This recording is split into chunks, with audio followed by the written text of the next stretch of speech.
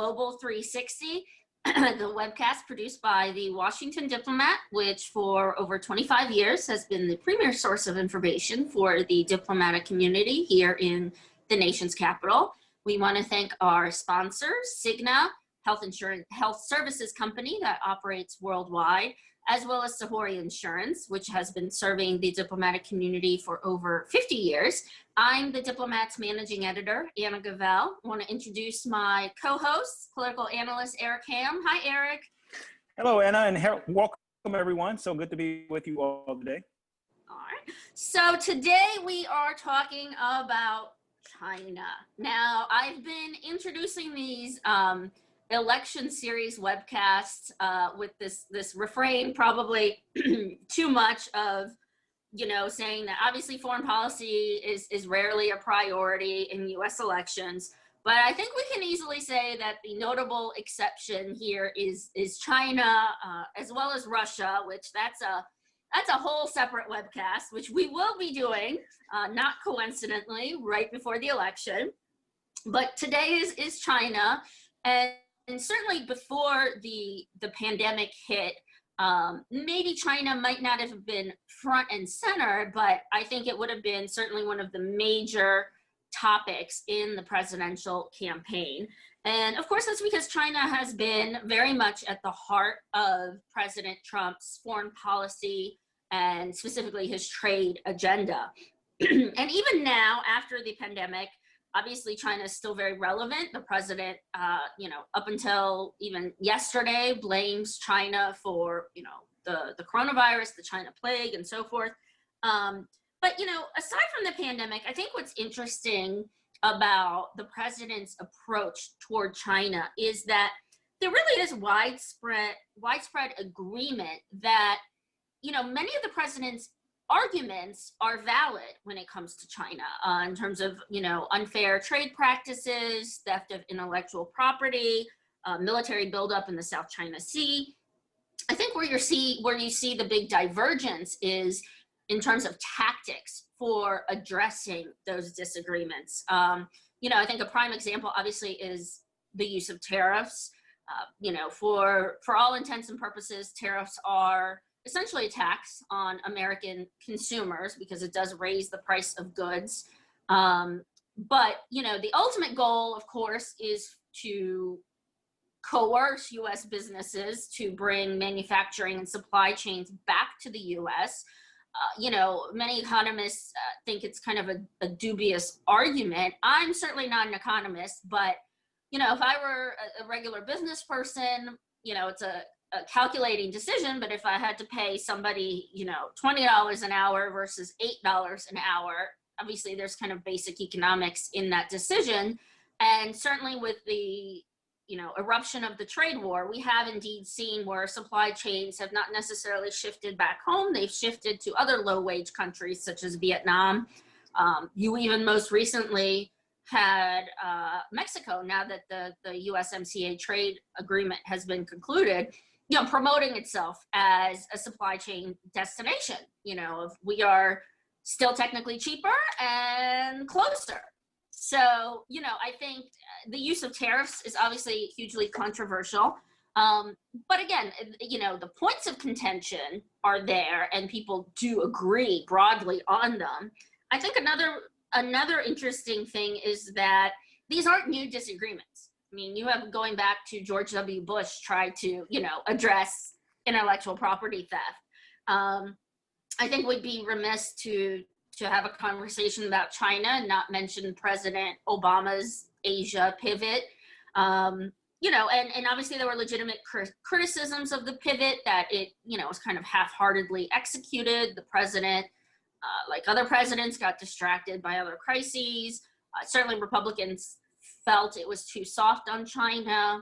On the flip side, China thought it was too aggressive. It was an attempt to contain its rise.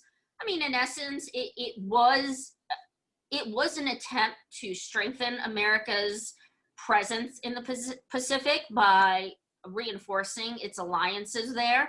And I think in a way, it certainly was meant to sideline China, but it left the door open for cooperation. And I think you certainly saw that in the TPP the Trans-Pacific Partnership Trade Agreement, where it did exclude China, but it left the door open for China to join the agreement if it agreed to abide by the same rules that the other participants did.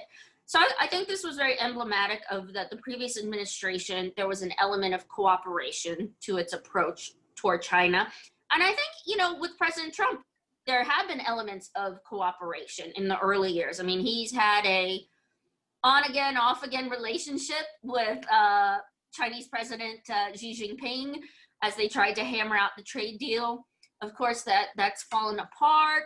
Then you have a lot of the disagreements over Huawei, access to technology, now the pandemic. So certainly whatever there was of cooperation has evolved to outright competition and confrontation.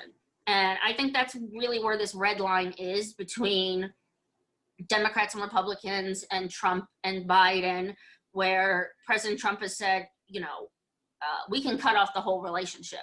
And I think, you know, a number of Democrats and Republicans say, you know, you're not going to sever the relationship between the world's two largest economies, and you don't want to create a new Cold War that divides the country into, you know, divides the world into competing spheres of influence. So, you know, again, I think a lot of that comes down to tactics. And, you know, lastly, I think we also see that in the debate over the pandemic. Of course, we heard all about that with the vice presidential debate. I will not make a joke about the fly. Couldn't resist bringing it up. The Twitter has enough memes about it already. And if lest I be accused of being partisan, there are plenty. Apparently, a fly landed on Hillary as well. So you know you can be bipartisan and look up memes on both sides. So. I had to mention it, but bugs aside, you know, the pandemic, I think you're going to be hard pressed to find a Democrat who disagrees with the president that, hey, we shouldn't hold China accountable for the initial outbreak of the pandemic and the lack of transparency at the onset. Obviously, there's widespread agreement on that.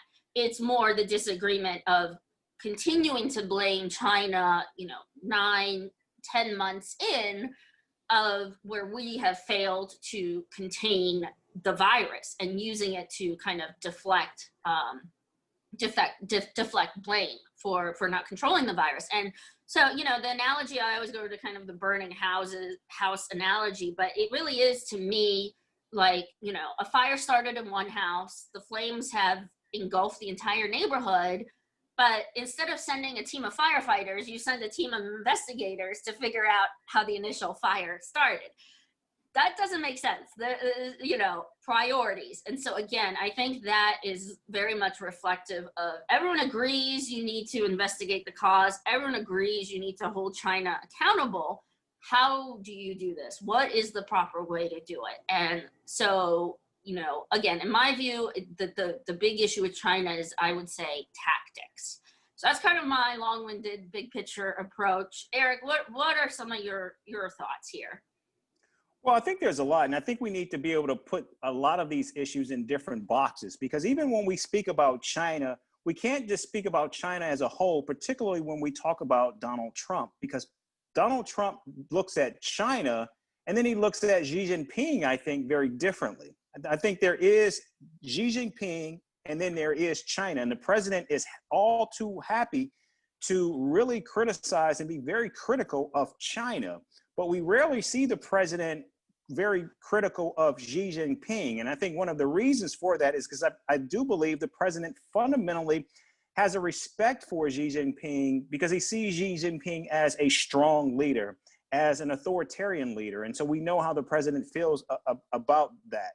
But also, I do believe that there are so many issues where the United States certainly could have found common ground, as well as, you know, use this as an opportunity to exact concessions from China, particularly around the coronavirus. We do know that the United States has been engaged in a trade war and trade negotiations with China. And I think that was something that the United States certainly could have used to its benefit. We also have to remember that China is a rising power, and China certainly wants to showcase to the world their diplomatic chops as well as their ability to serve as a convening power, much in the way that the United States for the last half century has done so. And so I think that was an opportunity for the United States, again, to showcase its ability to bring the world together to confront this pandemic, but at the same time, use it as a cudgel, if you will, against China on trade policies. And I think what we're seeing is the limits, particularly to this administration, the Trump administration's ability to diplomatically use that soft power approach. And China has been willing, I think, to play this game with the United States. And we've seen also instances where China has been willing to simply just walk away. So I think there are a number of avenues that make this relationship complex. And also at the same time, I think because of the economic might of both countries, there are opportunities. But the question is, will the United States and will China actually take advantage of these opportunities? I do believe China is ripe and open to such agreement or even such concessions. But again, I think you have a president who has that mantra, front and center, where if all you have in your toolbox is a hammer, every problem looks like a nail. Right. Unfortunately, the United States, or fortunately for the United States has far more in its toolkit than just a hammer. The question is, will the president be willing to use much more of what he has to be able to address these problems in a more holistic approach than what we're doing right now? Well, and I think that really, we're talking about hammer, hits the nail on the head. We'll just go with analogies all day long. But I think it is a really fascinating point that you brought up of that, that's often not talked about, that the president does likely have personal respect for Xi Jinping. It's not the first time China has been used as kind of the villain in an election, but certainly you hit on the point that a lot of critics say is, yes, you've slacked on tariffs, you've done this, but you've only used one bit of your toolbox. What's next? And I think that, where potential President Biden would try and distinguish himself, and he has said this, is using, allies to present a united front in addressing the issues, the concerns with China. And certainly I think this is many people agree that this is a missed opportunity on the Trump administration's part. Obviously Europe has so many of the same trade concerns when it comes to China as we do. And, it's fine to bring up the issue of European defense spending. It's a legitimate concern that predates Trump. But it can't be the entire centerpiece of your policy toward, for instance, Germany. You can disagree with an ally and take advantage of an ally, and use your common concerns to present a united front. And certainly the leverage of not just the US, but the US and EU confronting China, and at least just even rhetorically, I'm not even talking about tariffs, I mean, the leverage would have been significantly enhanced. And, I think it's no surprise then that Biden, one of his kind of main pillars of his China policy is saying, hey, I'm not going to needlessly alienate allies. And if they have the same concerns about China, we're going to team up. And of course, China does not want to lose access to the US market, let alone the US market plus the European market. So, I think that's kind of one of the fundamental differences that will take place under a potential Biden administration. Now, would a second Trump administration necessarily do that? I mean, there are a lot of burned bridges when it comes to Europe, which is also something we're going to explore in a future webcast. So, I mean, I think, like you said, it's the toolbox. Certainly, tariffs are controversial. I think a lot of people have agreed that China needs to be confronted on practices that have gone on for a very long time. but then what? And, just to get into a specific example of this, is Huawei. We've covered for the newspaper a lot of the controversy over 5G. So obviously the Trump administration has been relatively successful in kind of pressuring its allies like Britain to step back from relying on Huawei to build up its 5G networks. And obviously, there are concerns that Huawei kind of presents this security, Trojan horse for China, if you will. Sure. But Huawei has spent years building itself up as the, a giant in telecom equipment maker. Nokia and Samsung, the only other two rivals, do not have that market share. The US is really not a player in it at all. So again, this is what you were talking about of using all the tools in your toolbox. You can pressure your allies to not use Huawei to build up your 5G network. But then what? You need to offer an alternative. And I think that gets to, you have to, this is another point that Biden emphasizes, you have to invest in your own competitiveness to truly compete with China. If we want to compete with Huawei, we need to invest in becoming a maker of telecom equipment. And I think that also gets back to whether it's STEM, whether it's, anything, tariffs and trade wars, they can be one component. But at the end of the day, an ultimate solution is investing in homegrown competition.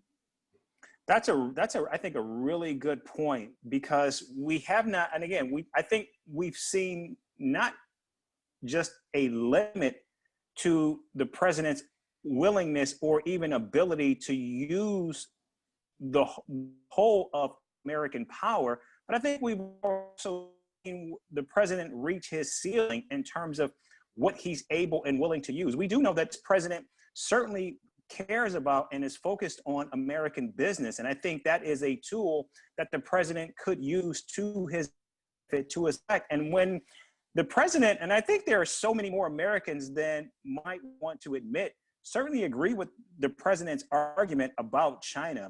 But again, I think he continued to step on that very message by suggesting that somehow China was paying the tariffs. No, China was not paying the tariffs. We were paying the tariffs.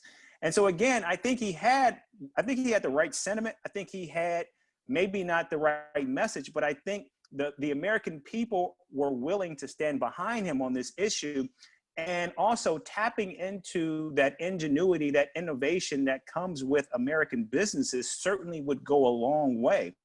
And also, you're right. One of the key components of American power is its ability, is its convening power. China is certainly an economic power. We all recognize that, and they're now attempting to become a growing military power.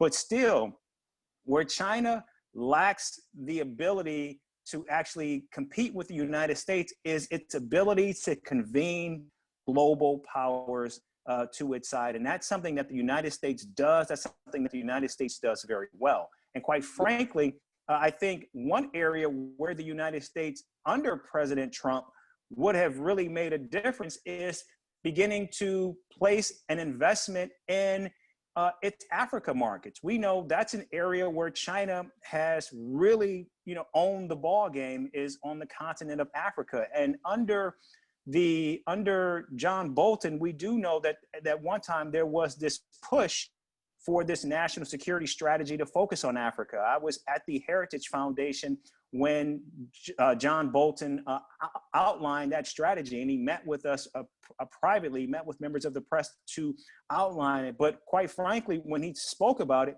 it seemed as though it was more of an opportunity for the United States to really push into a Cold War with China, using Africa as the backdrop, not necessarily using the United States convening power and also access to those growing markets of hundreds of millions of people that would benefit U.S. businesses, thereby benefiting U.S. manufacturing and U.S. jobs here at home.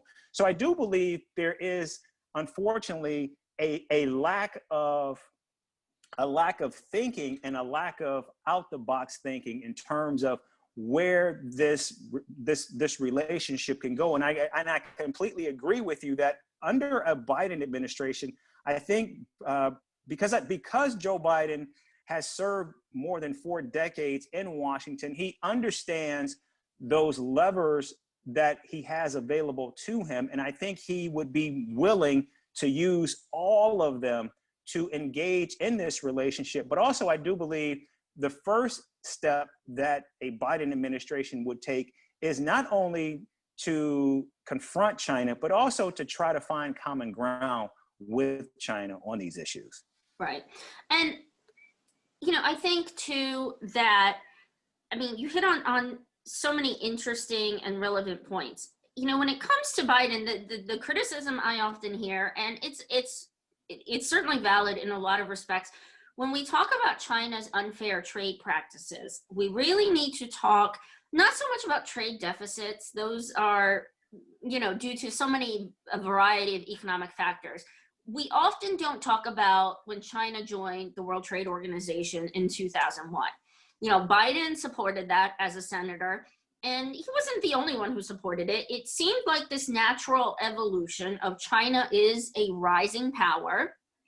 And if we incorporate it into the multilateral system, it will behave more responsibly as a global player. It will play by the rules of the global trading system. And, many of those hopes were dashed. You can't necessarily blame Biden. 2 decades is, hindsight is 2020. China has used its status as a developing nation when it suits itself. And I think, as you were saying on your point on Africa, certainly it has, its model is to extend economic, finance, and investment, but not necessarily, I don't want to say exporting its communist ideology, because it's not doing that, but it is supporting authoritarian regimes as opposed to supporting democracy, Western type models, which is what U.S. financing, those are the caveats of oftentimes U.S. finance and investment. And Africa is a very classic example of that. So in that sense, a lot of people, and you can include Biden in that batch, their hopes were dashed when you wanted to include China in the world trading system. But that, like you said, that does not negate the fact that there's still a lot of areas of cooperation with China. Climate change, North Korea, again, it doesn't necessarily mean, okay, we have to, completely sever relations. And again, I think, as you said, Biden's focus on both, becoming again a global player on the world stage is critical to his strategy, as is, in general, Democrats' strategy. I know, Democrats have introduced on the Hill like a LEAD Act, where essentially is all about reinvesting in the U.S. and reinvesting in the kind of, intellectual capital that we do have. On the one hand, we don't have the luxury of an authoritarian system where China can come up with a strategy, made in China by 2025, where they're ready to take that next tech leap, in part by possibly, stealing IP from other countries. And they don't have to deal with any kind of dissent. We don't have that luxury. We deal with a lot of dissent. So that's their advantage. But on the flip side, when you do have democracy, you have something like Silicon Valley. You have so many ideas and the potential for innovation. And now you start to get into a whole other issue of, so much of Silicon Valley is in part driven by immigration, first generation immigrants. How many of them have started Fortune 500 companies? And so this kind of goes back to a lot of the Democratic platform of, where this is where you really see the sharp differences of, we need to foster, intelligent, immigration growth here, not necessarily have somebody, from China come here, learn and go back. You can't say we're going to shut the door. So this gets into so many other issues where you see the clear differences between Republicans and Democrats. but it's different. It's difficult because, again, China has this luxury of being an authoritarian state. Democracies are messy, and you touched on it. You really need a holistic view, a holistic strategy, whole of government strategy to address these concerns that are just this enormous with this rising power. China's going to be rising power regardless. And it almost feels like you have elements of the Trump strategy that are on point. You have elements of the Biden strategy that are on point, but trying to get all of government to pick the best out of all of them, I mean, that's a tall order.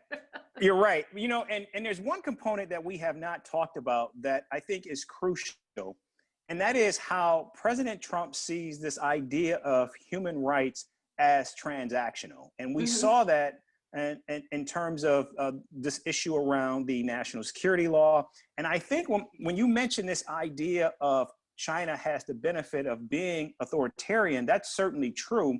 But also, one of the reasons why the United States has been an influential power is because the United States has always had this value on not just democracy, but on human rights and the ability to have a certain level of freedom. And that's always been a draw. That's always been something that has been a magnet for developing nations, for others to look to the United States.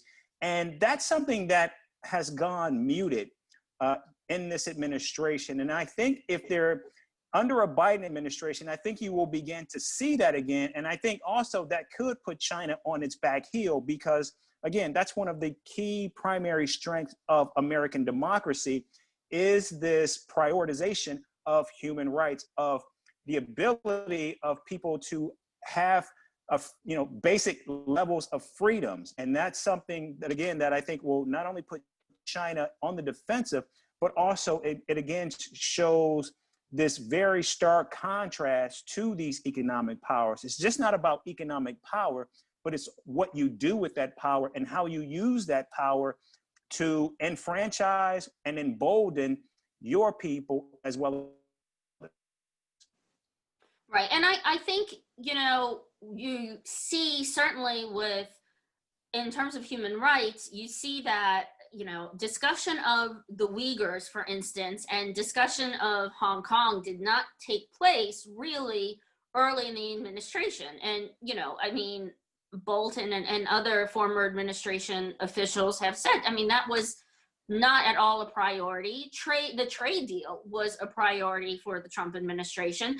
And in that sense, the administration is not that different from previous administrations where, human rights tends to take a backseat to real politics, to economic, to security interests. So that's not necessarily new, but I think, certainly what's new with this administration is that it's really been low on the totem pole.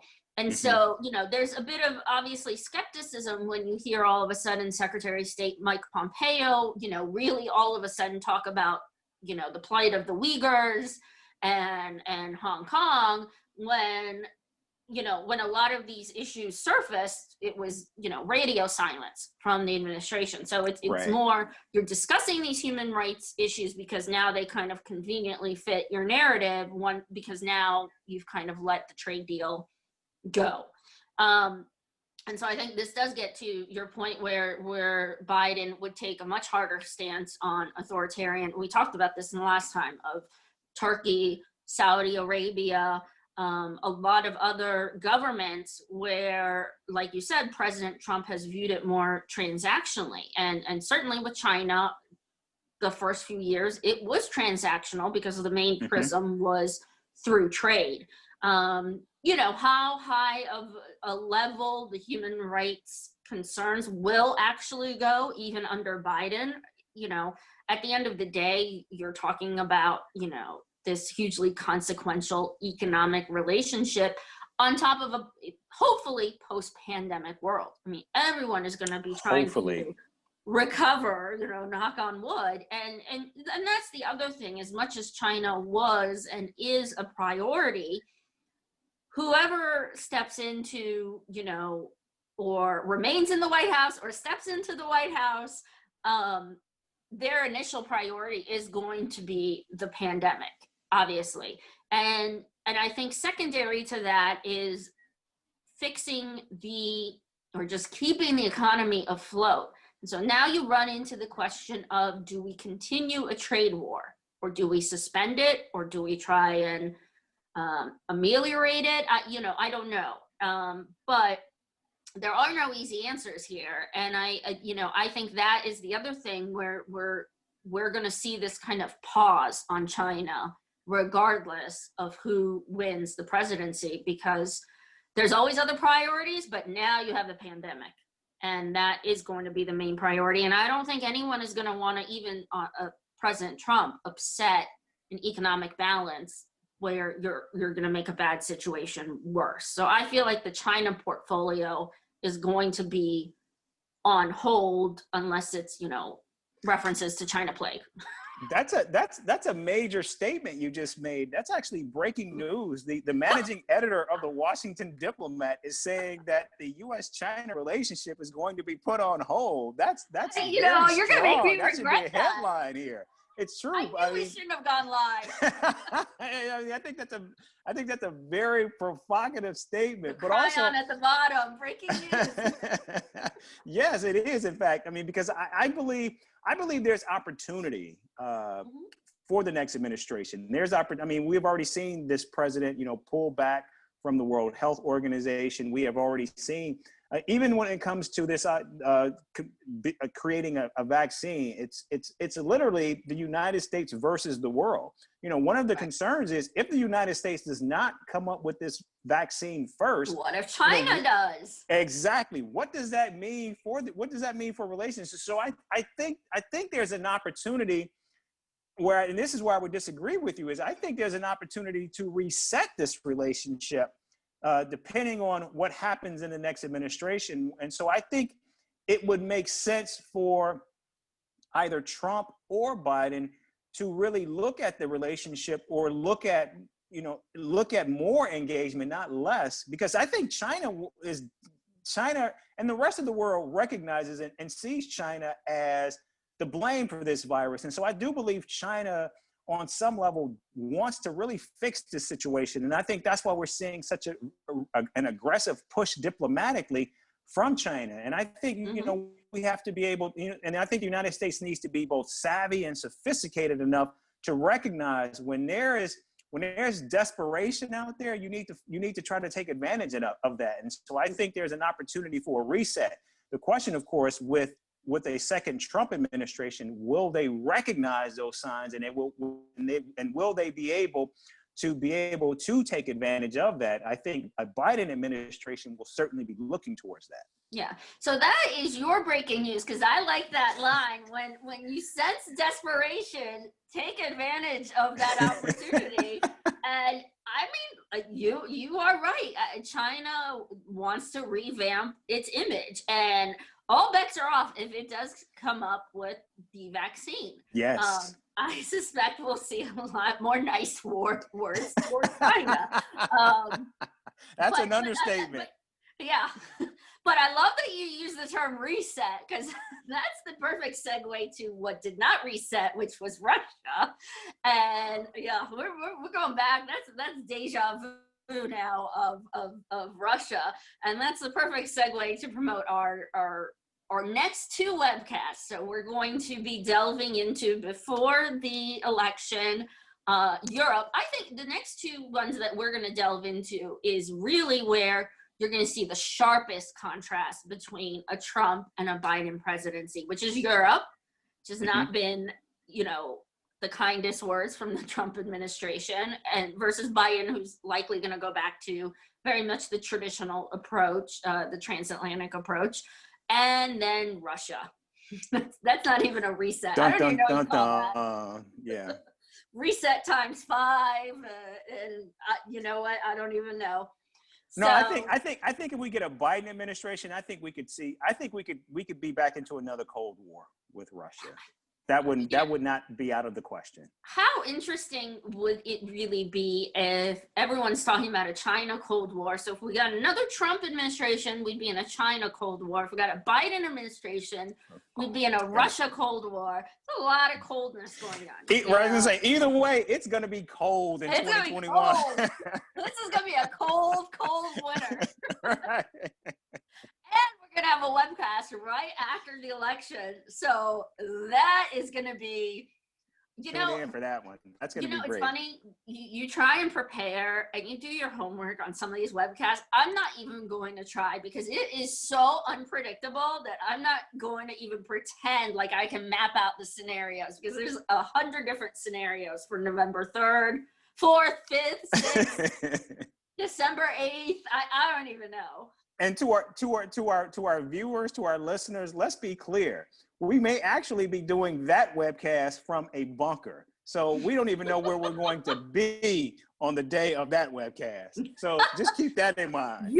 That's another breaking news moment from Eric Ham. You're predicting like apocalypse voting day. All right. Well, listen, folks, I hope you continue to tune in, because you know what? These are difficult times. We all need a little bit of a laugh. It's not to make light of very serious situations, but we all need a breather. But please stay tuned, because I hear you. No flies, no nothing. And, we've got to roll with the punches. So please stay tuned. Like I said, we've got some really good ones coming up. We hope you enjoyed this discussion. We want to, of course, thank, as always, our sponsors, Cigna, Global Health Services Company, Sahori Insurance, and thank you again, Eric, for our hopefully good banter that helped illuminate some things, some breaking news developments, and things we'll probably regret saying at some point. But that's the joys of being live. So again, thank you folks for tuning in, and stay tuned. We'll have a lot more to come.